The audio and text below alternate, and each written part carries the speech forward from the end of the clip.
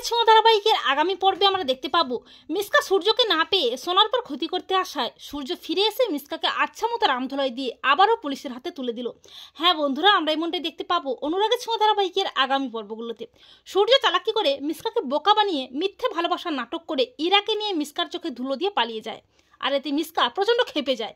মিসকা কোনো মতেই সূর্য ও ইরাকে খুঁজে পায় না, কিন্তু সূর্য ইরাকে নিয়ে একটা ঝোপের মধ্যে লুকিয়ে থাকে আর মিসকা সেখানেই দাঁড়িয়ে থাকে, কিন্তু সূর্যকে দেখতে পায় না। তখন মিসকা প্রচণ্ড খেপে গিয়ে বলে যে সূর্য, তোকে তো আমার কাছে আসতেই হবে, তোর প্রাণ সোনারূপাকে আমি শেষ করে ফেলবো। আর আমি জানি ওদের প্রাণের বিনিময়ে তুই ঠিক আমার কাছে ধরা দিবি, তাই আমাকে এক্ষুনি সোনারূপার কাছে যেতেই হবে। মিসকার মুখে কথা শুনে চমকে ওঠে সূর্য। সূর্য বলে, মিসকা তার মানে সোনামার উপমার কাছে যাচ্ছে, ওদের ক্ষতি করে ফেলবে? না না, আমাকে যেতেই হবে, ওদের কোনো ক্ষতি আমি হতেই দেবো না।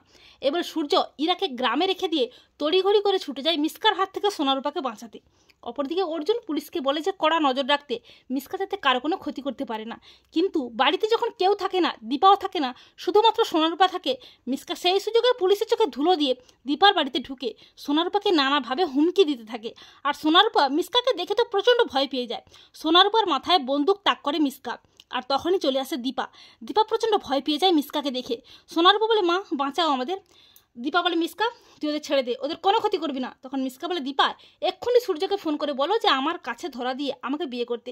তখন দীপা বলে যে আমি জানি না উনি কোথায় আছে, তুই ওদের ছেড়ে দে, ওদের কোনো ক্ষতি করবি না। তখন মিসকা বলে, দীপা ওদের আমি মেরে ফেলবো, শেষ করে দেবো। আর ঠিক তখনই হাজির হয় সূর্য। সূর্য চিৎকার করে বলে, মিসকা তুই সোনামার উপমাকে ছেড়ে দে, ওদের কোনো ক্ষতি করবি না। সূর্যকে দেখে অবাক হয়ে যায় সবাই। মিসকা বলে, সূর্য তুই যদি আমাকে এক্ষুনি বিয়ে করিস তাহলে ওদের আমি ছেড়ে দেবো।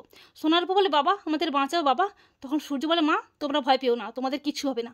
তো বন্ধুরা, তোমাদের কি মনে হয় সূর্য কি সোনারূপাকে মিসকার হাত থেকে বাঁচাতে পারবে? আর মিসকাকে কি ফাঁদে ফেলে সূর্য আবারও পুলিশের হাতে তুলে দেবে? কমেন্ট করে জানিয়ে দাও তোমাদের মতামতটি।